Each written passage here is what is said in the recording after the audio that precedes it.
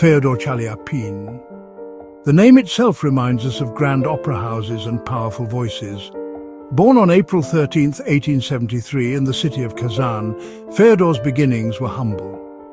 On the banks of the Volga River, his childhood was hard. Poverty and uncertainty marked his early years. The vast Russian countryside shaped him. This stark beauty echoed in his voice.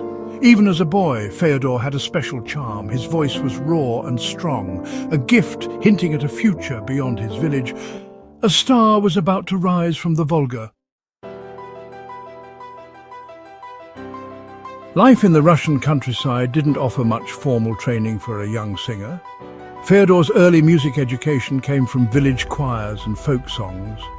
These melodies, passed down for generations, would later give his opera performances a unique and soulful quality. His teenage years were a time of searching, filled with odd jobs and short apprenticeships. But his desire to sing, to express every human emotion through music, grew stronger each day. As it often does, fate stepped in. A traveling opera company came to town, bringing with them a world beyond Feodor's imagination. He jumped at the chance, auditioning with a voice full of raw talent and passion. This experience changed everything. It set him on a path that would lead him from the countryside to the grand stages of St. Petersburg and beyond. St. Petersburg, the capital city, sparkled with a cold, majestic beauty. It was a city of palaces and power, of art and ambition. For young Chaliapin, it was both exciting and scary. He dedicated himself to his training, his voice maturing under famous teachers.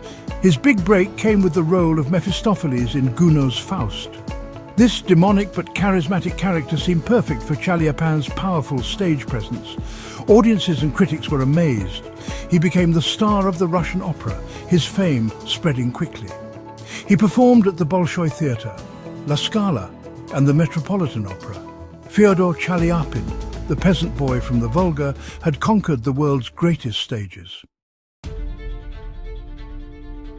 As Chaliapin's fame grew, the world around him was about to change forever. The year 1917 cast a dark shadow over Russia. The Romanov dynasty collapsed due to revolution. The world Chaliapin knew was gone. The revolution divided the country, and Chaliapin was caught in the middle. His relationship with the Bolshevik government was tense. They admired his talent, but saw him as a symbol of the past. He continued to perform, but the situation became difficult. The freedoms he once enjoyed were taken away. By the early 1920s, he had to leave. Feodor Chaliapin had to leave his homeland for artistic freedom. Exile is a strange kind of in-between place. It's a state of being physically away but emotionally connected to the land of your birth. For Chaliapin, France became his new home. He settled in Paris, a city very different from St. Petersburg, but one that welcomed him. His career continued to thrive internationally. He was still a popular performer, his voice as powerful and moving as ever. But a deep sadness remained. The pain of being separated from Russia, from his roots and his people, never truly went away. Despite his successes and awards, Chaliapin never really escaped the memory of his homeland. Feodor Chaliapin's life showed the power of art to change lives. He rose from humble beginnings to international fame, his voice a symbol of emotion and artistry. He changed opera, bringing realism and emotional depth. His legacy is more than his voice.